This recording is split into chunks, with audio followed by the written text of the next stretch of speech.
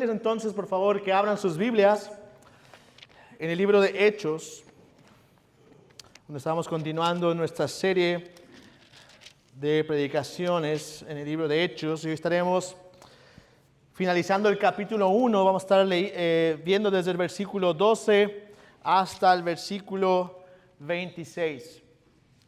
12 al 26. Y voy a pedirles, por favor, que ahí con sus vistas me puedan seguir mientras leo la palabra de Dios, que es poderosa e inerrante. Hechos capítulo 1, versículos 12 hasta el 26. Voy a leer la Nueva Biblia de las Américas y dice de la siguiente manera. Dice: entonces los discípulos regresaron a Jerusalén desde el monte llamado de los Olivos, que está cerca de Jerusalén, camino de un día de reposo.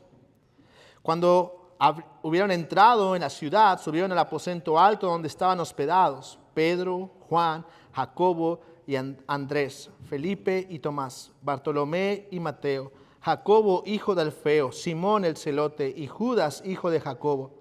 Todos estos estaban unánimes, entregados de continuo a la oración, junto con las mujeres y con María, la madre de Jesús, y con sus hermanos.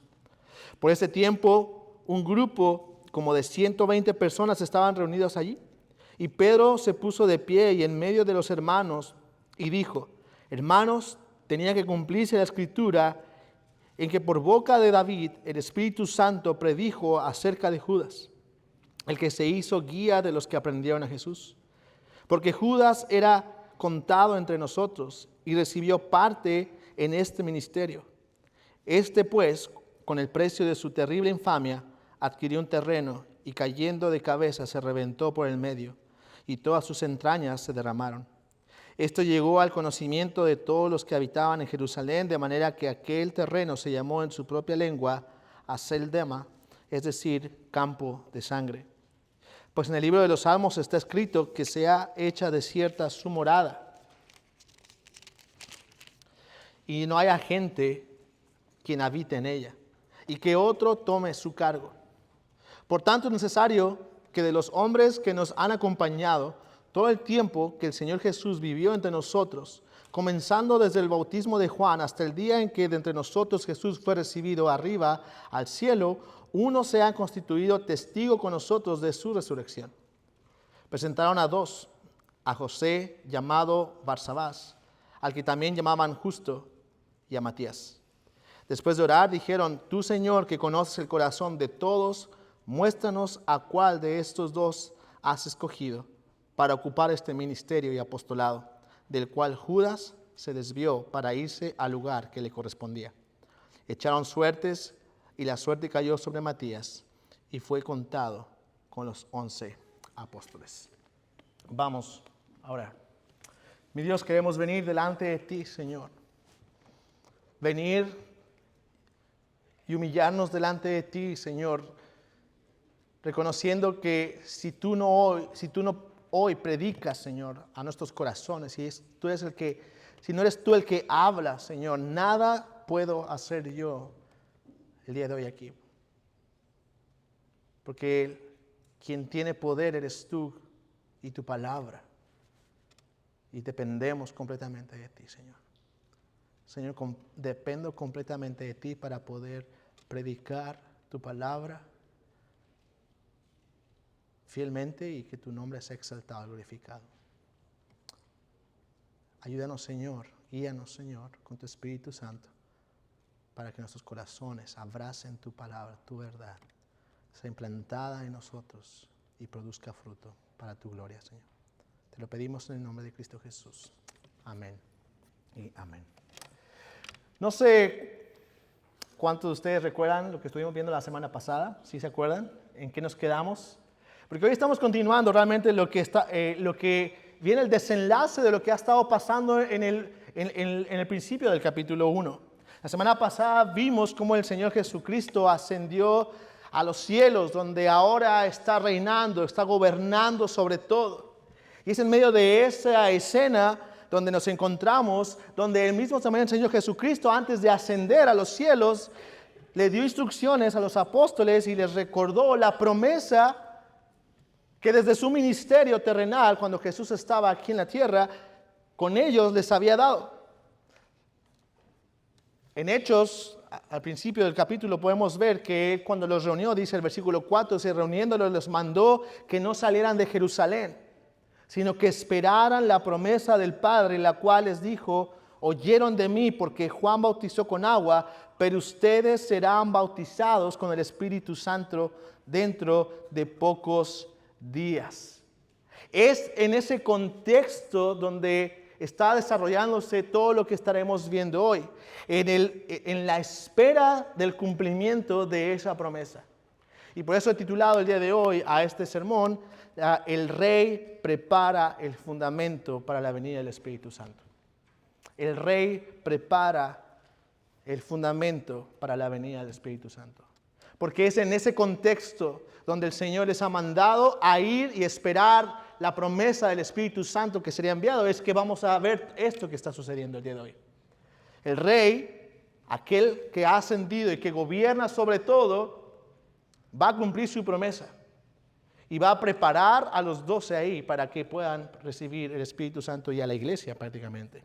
Es en este contexto entonces donde estaremos hoy abordando cómo el Rey, nuestro Señor Jesucristo, preparó todo para ese momento. Y no sé cuántos de ustedes entonces sean aquellos tipos de personas que yo no he conocido nunca, que les gusta esperar. Yo no sé a cuántos les gusta estar en esos momentos donde tienes que estar ahí, simplemente es esperar. No sé si algunos de ustedes sean como mis hijos.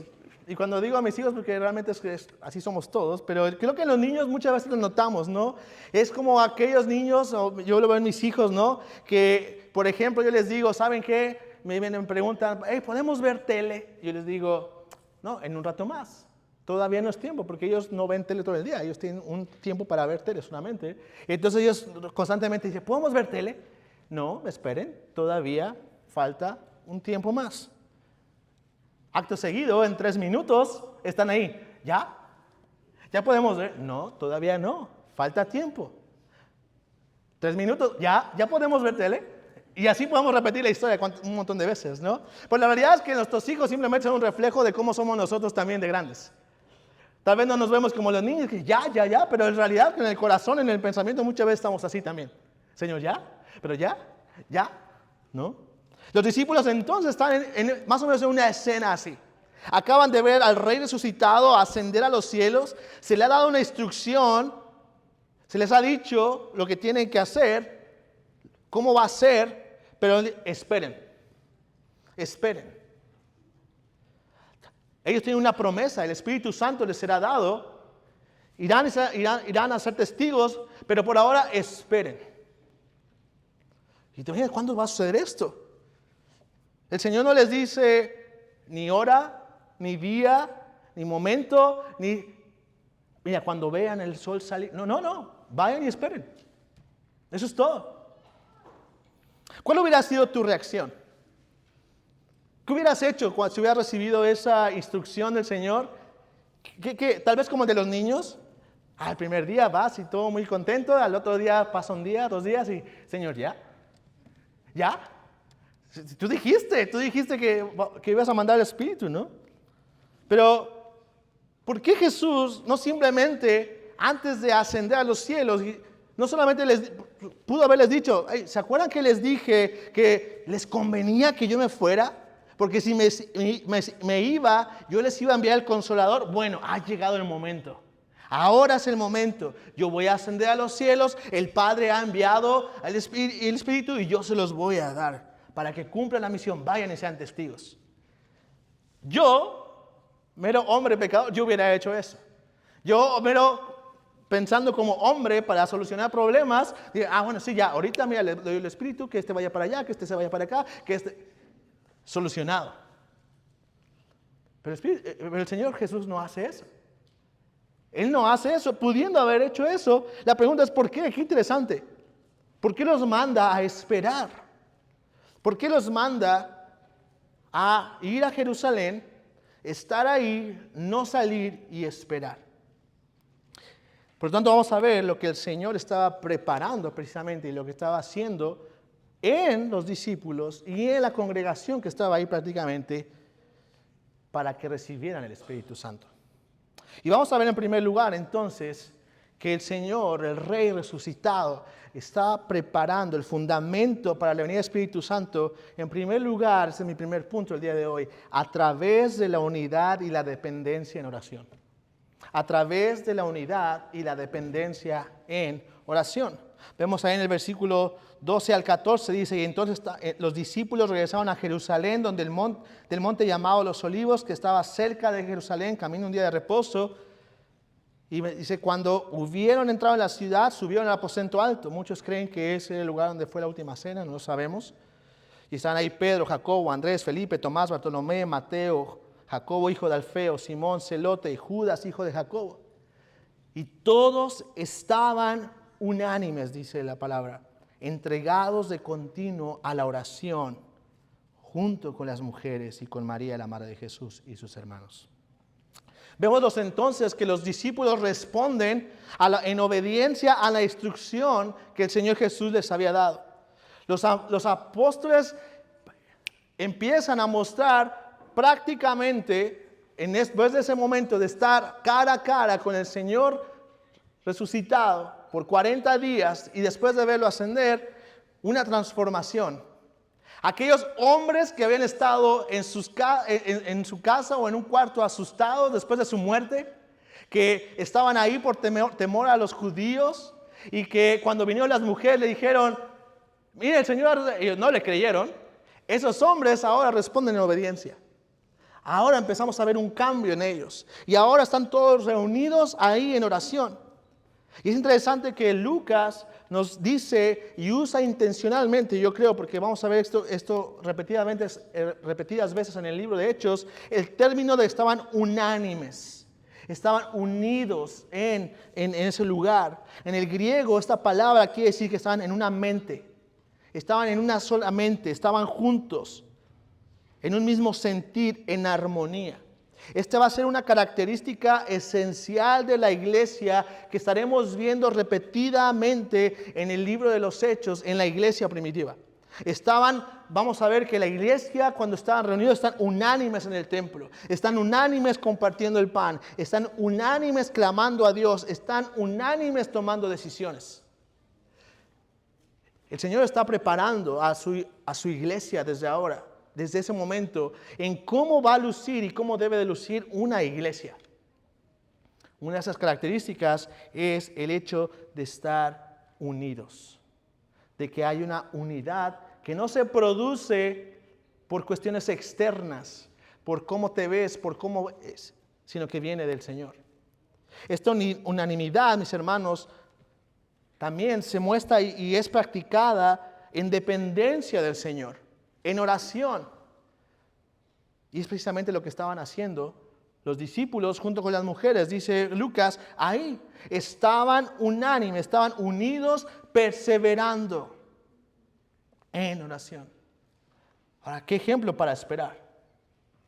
Porque normalmente, muchas veces cuando estamos esperando, a veces la ansiedad nos gana y queremos empezar a actuar antes de orar. Sin embargo, el Señor está preparando a estos discípulos que no podían orar antes, ¿se acuerdan? Discípulos que estaban antes de que Jesús fuera entregado y estaban ahí orando y luego viene Jesús y los encuentra durmiendo. Y dicen, ¿no pueden orar ni siquiera una hora conmigo? Y ahora, después de su muerte, después de su resurrección, después de su ascensión, están aquí unánimes perseverando en oración. Hermano, este es el resultado de vidas confrontadas ante un rey soberano resucitado. Vidas transformadas que ahora están unánimes, que ahora están entregados de continua oración. Esta es una marca, hermanos, que estaremos viendo a través de todo el libro de Hechos. La iglesia está siempre en oración. Esto es tan así, hermanos, por eso que desde el primer día que estamos viendo hoy, por decirlo así, en este capítulo, la oración está presente en aquellos que se empiezan a reunir. La oración, hermanos, no es simplemente un salvavidas para cuando estamos en problemas. Vamos a ver que la iglesia de Cristo se caracteriza por una vida entregada a la oración. Sí, cuando hay problemas, seguramente oran, y vamos a verlo, pero al final la oración es, hermanos, la vida de la iglesia. Sin oración no hay iglesia. Sin oración no hay iglesia. No hay unidad. No hay comunión. No hay iglesia. Hermanos, mis amados hermanos, es por eso que nuestro servicio de adoración, en el cual estamos hoy aquí, es que tenemos tiempos específicos de oración. Por eso es que cuando estamos aquí reunidos tenemos un tiempo donde tenemos intencionalmente un tiempo de oración congregacional, donde tenemos peticiones para presentar y para orar y orar como congregación. No es porque estábamos pensando, bueno, ¿y qué haremos como iglesia? ¿Será que metemos esto o lo quitamos? ¿Será que esto podría ser opcional o no? Esa es la razón porque cada domingo que estamos aquí venimos y oramos.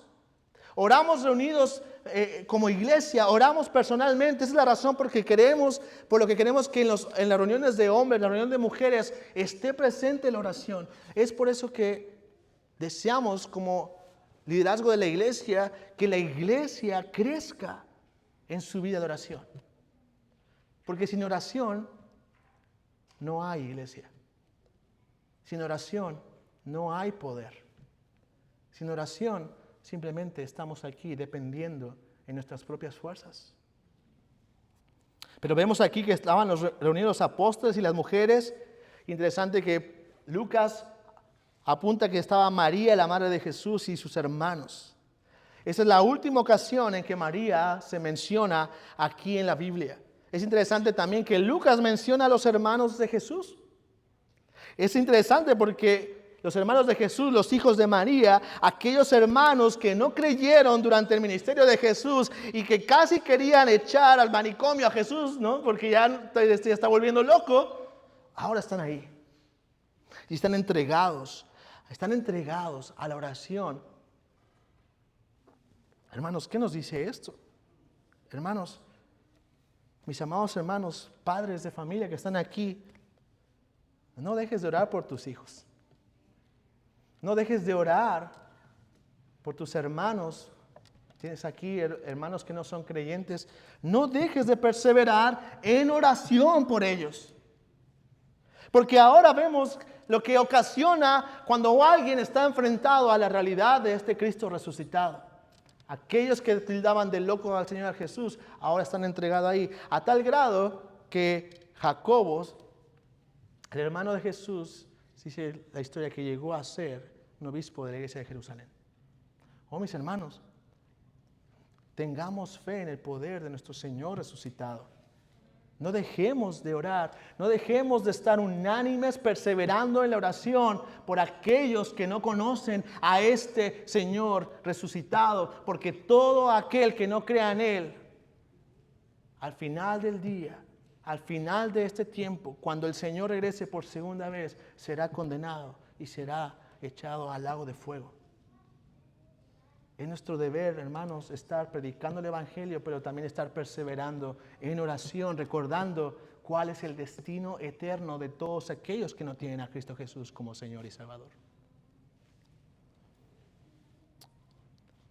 Entonces vemos aquí al Rey resucitado que está obrando en sus discípulos, en los que habían sido testigos de todo lo sucedido a Él, estaba uniéndolos y estaba llevándolos a estar unánimes en oración.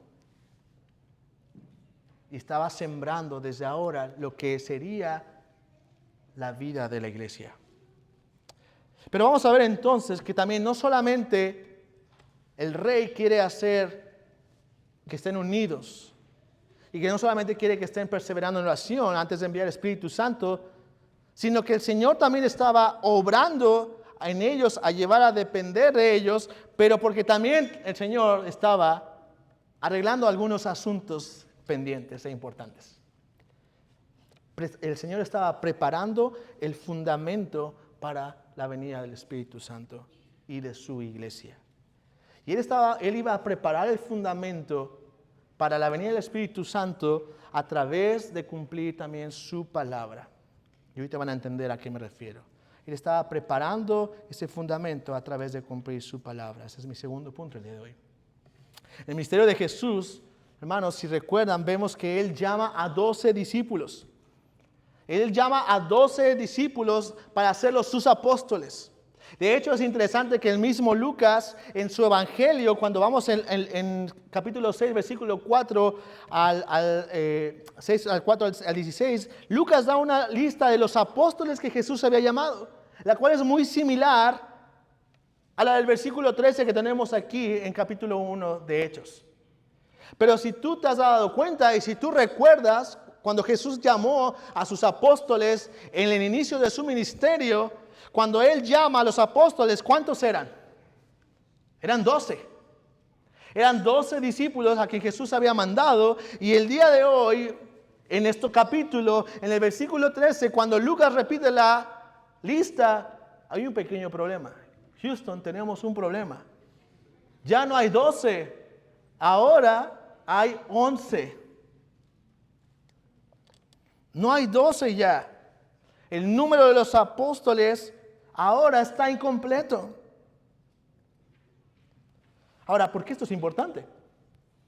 ¿Por qué esto es importante? ¿Por qué preocuparnos por 2? Bueno, ya, pues eran 12.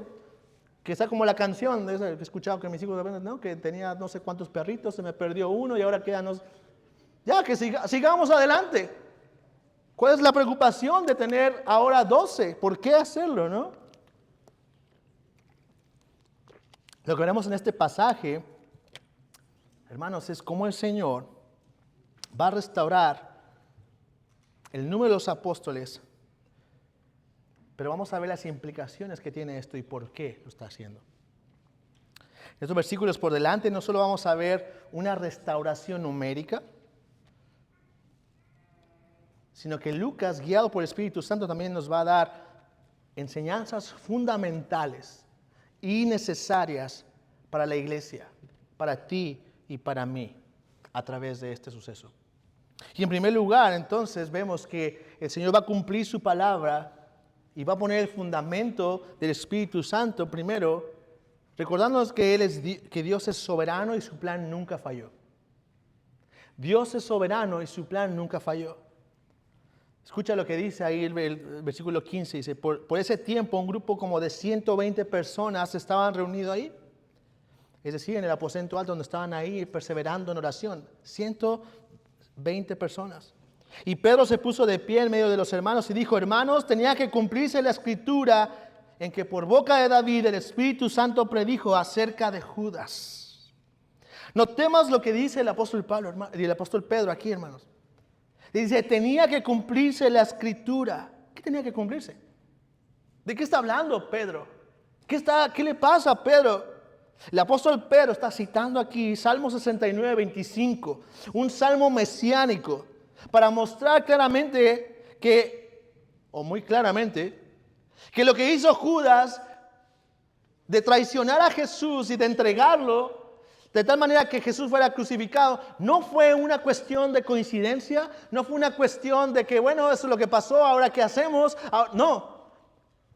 El apóstol Pedro dice, tenía que cumplirse la escritura. ¿Qué tenía que cumplirse? Que el Señor fuera traicionado y fuera entregado por uno. Es decir, Judas. Hermanos, el Señor Jesucristo, nuestro Dios, no se equivocó al escoger a Judas. Todo lo que pasó en ese momento, por muy terrible que se viera en ese momento, no fue un error. No hubo un fallo en el plan. Nadie puso una alerta y dice, hey, plan A para abajo, vamos a hacer el plan B. No. Lo que estaba pasando ahí dice, tenía que cumplirse la Escritura. Lo que pasó ese día cuando entregaron a Jesús por manos de Judas, ese siempre fue el plan soberano de Dios. Por eso Jesús mismo le llama a Judas, cuando está orando, dice, Padre, nadie se ha perdido nada más que el hijo de perdición, aquel que estaba destinado a eso. Esos versículos, esos tipos de temas son tensos. Son tensos, pero hermano, no tenemos que verlos de una manera negativa, ni pelearlos tampoco. Porque mientras nos muestran cómo el Señor soberano orquesta todo de tal manera que se cumple su palabra, también vemos, no directamente, pero indirectamente vemos a través de toda la Escritura, que el hombre también libremente decide actuar por su propia voluntad. Y mientras el Señor está cumpliendo su plan, el hombre también hace lo que quiere. Lo que había hecho Judas en ese momento, dice el apóstol Pedro, tenía que cumplirse, tenía que hacerse. Judas no se rebeló y pasó por la autoridad, encima de la autoridad de Dios, ni de Jesús, simplemente estaba haciendo lo que iba a hacer. Porque él quería y porque Dios también tenía ese plan. Algo interesante es que Pedro no ocupa el mismo salmo que el Señor Jesús en Juan 17. Pero no olvidemos algo. ¿Cómo Pedro agarra un salmo como este, que si tú lo lees va a decir, yo no veo a Judas aquí por ningún lado? Después también el apóstol Pedro usa el Salmo 109 para tomar la profecía de que uno tiene que tomar el lugar del que había dejado Judas. Y es, ¿de dónde sacó esto? Si yo agarro el Salmo 109 y el Salmo 65 y lo leo, en mi vida se me hubiera pasado aquí. Así aquí dice claramente que Judas iba a hacer esto y que hay que reemplazarlo. No. Algunos objetan ante esta situación y dicen, bueno, es que seguro Pedro se equivocó, se apresuró, ya saben que era bien impulsivo, ¿verdad que no les gusta esperar? Y pues Pedro es ese tipo de personas que dicen, bueno, no sé qué va a hacer, pero yo tengo la solución. No olvidemos que Pedro estuvo 40 días con el Señor resucitado y fue instruido por el Señor y fue enseñado por el Señor. Y que durante esos 40 días, como veíamos al principio de esta carta, de la exposición del pastor Roberto, el Pedro seguramente fue instruido como los del camino de Maús, que entendieron cómo desde la ley, los profetas y los salmos, todo apuntaba a lo que Cristo padecería. Por lo tanto, cuando estamos aquí viendo esta situación y Pedro está diciendo, hermanos, era necesario que todo esto pasara para que se cumpliera la Escritura, yo puedo creer, sin decir que esto es inspirado, que simplemente lo que está haciendo Pedro es recordando, esto es lo que nos enseñó el Señor Jesús, esto es lo que Él dijo mientras estuvimos acá.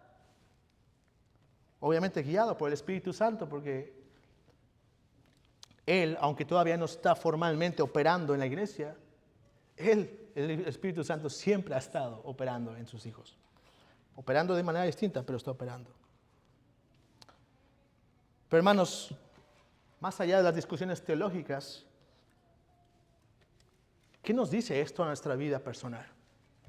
¿Qué nos dice esta escena que puede ser media complicada teológicamente, de la soberanía de Dios, cómo alguien entrega y se cumple el plan? Hermanos, a veces nos enfocamos en detalles tan minuciosos y nos olvidamos de la enseñanza principal. Dios es soberano y eso debe traer un consuelo para ti y para mí. Eso debe traer un ánimo para ti y para mí. Saber que situaciones como las de Judas, dolorosas, decepcionantes, en ningún momento han salido del control de nuestro Señor. En ningún momento, ninguna circunstancia que tú y yo podamos vivir, en ningún momento, alguna circunstancia que como iglesia podamos vivir, estará fuera del plan soberano y de la voluntad de Dios.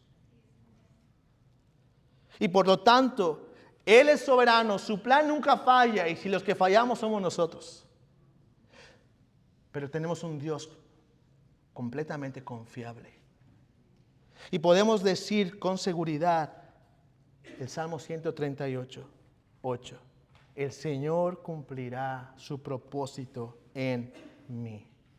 Eterna, oh Señor, es tu misericordia. No abandones la obra de tus manos.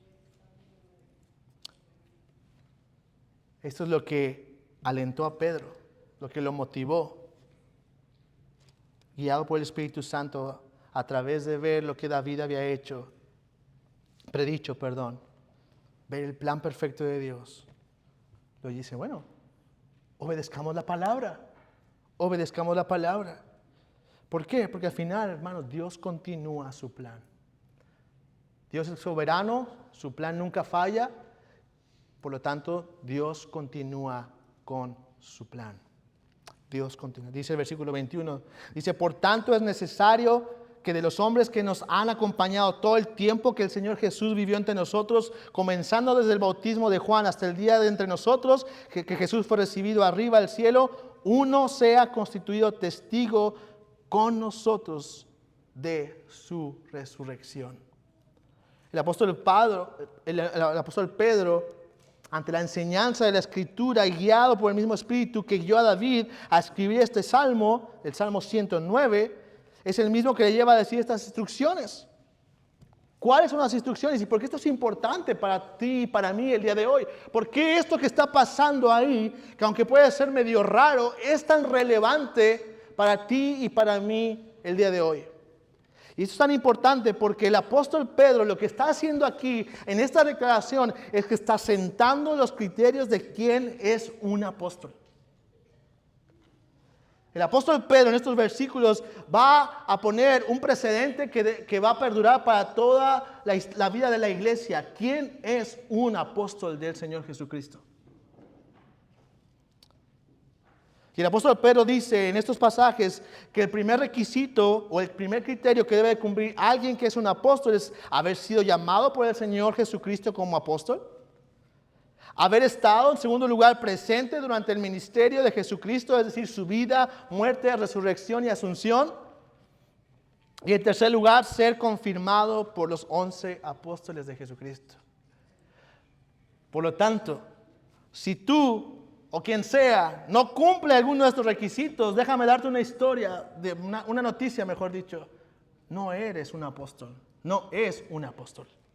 Hermanos, esto es tan importante el día de hoy, mis hermanos, porque hoy, sobre todo en el día de hoy, que así como en México, en cada esquina hay una taquería, una tienda, lamentablemente aquí en muchos lugares, no solamente de Estados Unidos, sino en Latinoamérica, en cada iglesia prácticamente hay alguien que se llama apóstol, profeta, arcángel, no sé qué tantas cosas he escuchado, querubines, no sé qué tanto. Nada de eso es bíblico. El apóstol Pedro pone los criterios de quién es un apóstol. Haber sido llamado por el Señor Jesucristo como apóstol. Y dice, bueno, pero yo soy llamado, el Señor me llamó, tuve una visión, tuve un sueño. Ok, perfecto. ¿Estuviste presente en el ministerio de Jesús? Vida, muerte, resurrecciones. Bueno, no. Lo siento, no puedo. ¿Te confirman los otros 11 apóstoles? No. No hay apóstoles. No hay más apóstoles. El apóstol Pedro dice que era necesario que cumplieran estos requisitos. Que hombres, y ojo, pon atención, porque hay 120 personas ahí reunidas. Y dice que todas esas 120 personas eran testigos, habían conocido al Señor Jesucristo, habían estado presentes y no todos eran apóstoles. ¿Por qué no dijeron, vamos a ser, ahora no somos 12, somos 120 apóstoles? La tarea va a ser más fácil. No, porque no se trata simplemente de que tú quieras, digas lo que te dé la gana. De esos 120 dijeron, hay que elegir a uno. El apóstol Pedro dice que era necesario.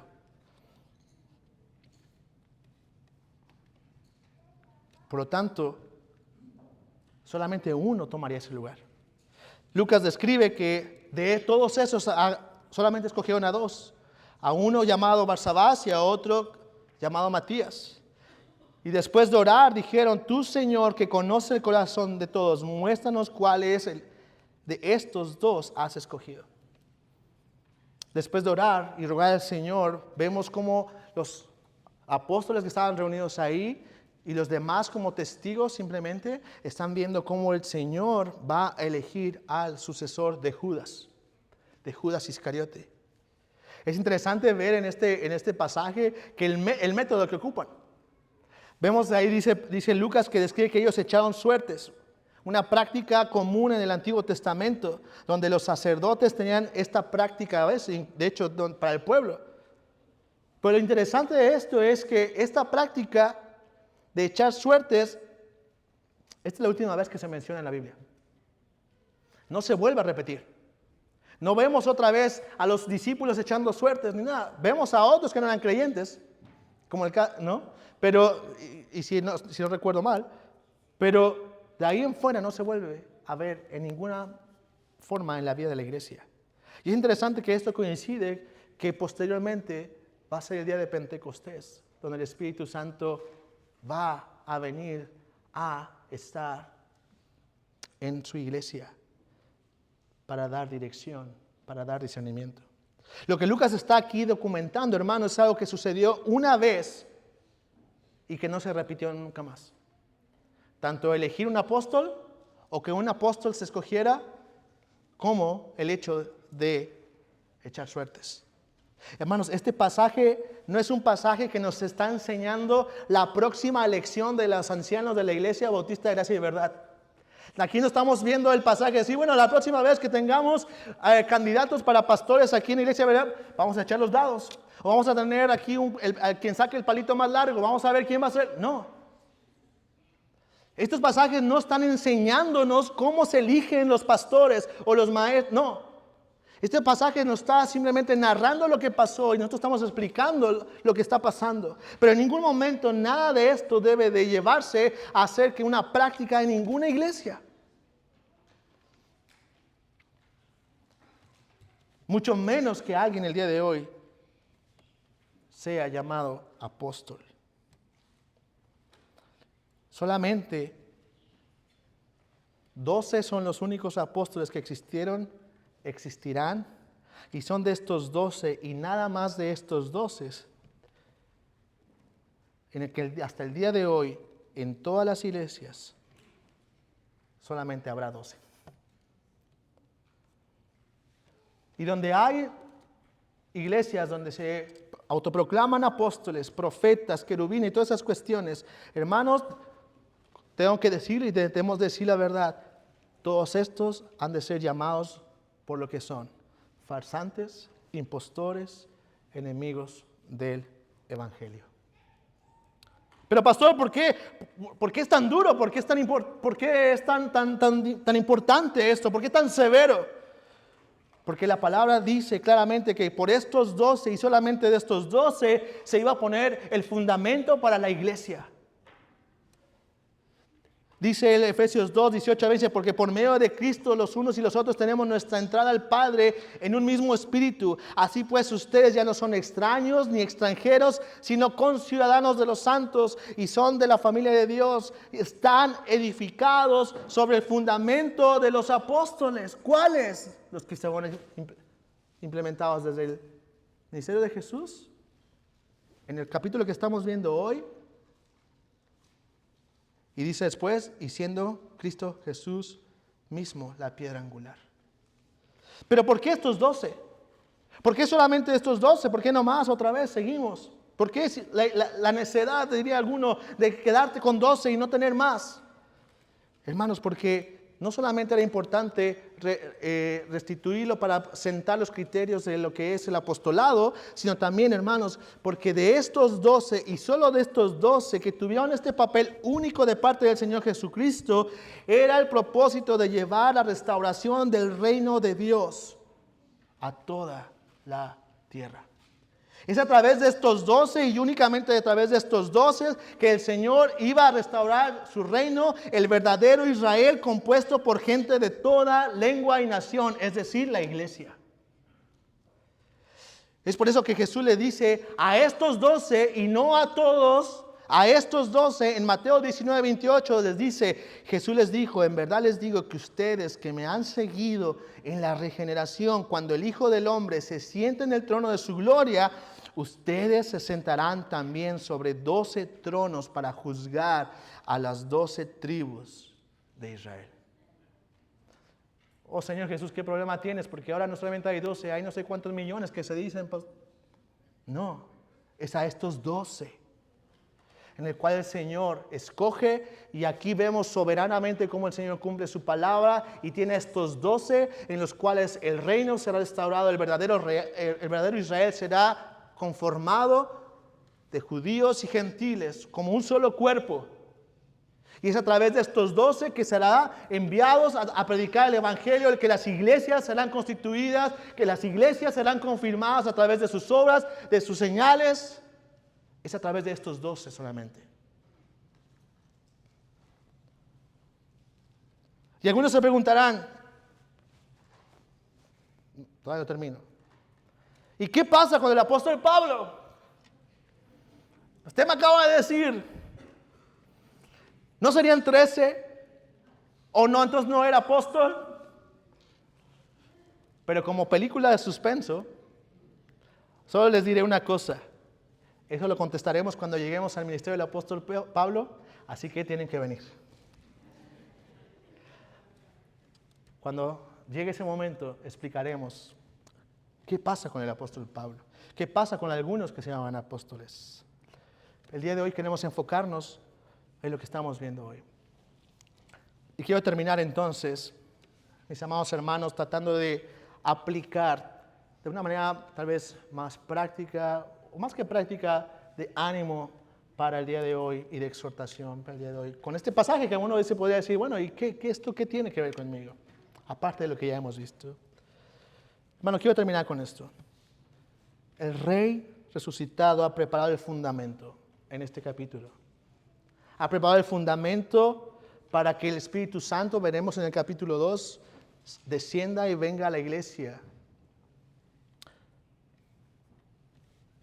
Pero a diferencia, hermanos, de los apóstoles que estaban ahí en esos cuartos esperando, algunos dicen que fue alrededor de 10 días, mientras estaban ahí, mientras no sabían qué pasaba, mientras estaban ahí orando y estaban ahí unánimes y perseverando y estaban ahí resolviendo a través del Espíritu Santo lo que tenía que resolverse para que el Espíritu Santo viniera, tú y yo hoy, a diferencia de los apóstoles, podemos ver hacia atrás, hacia el pasado, y ver cómo este Rey resucitado y soberano ha cumplido su palabra. Y la iglesia sigue fundamentada de manera firme como una roca, porque está sobre la roca de Cristo, la piedra angular, y sobre el fundamento de los apóstoles. Hoy vemos atrás y por medio de esto podemos ver y decir, oh Señor, tu palabra es verdad, por lo tanto yo seguiré perseverando en mi vida, confiando en que tú has cumplido y cumplirás tu promesa de que tú edificarás tu iglesia.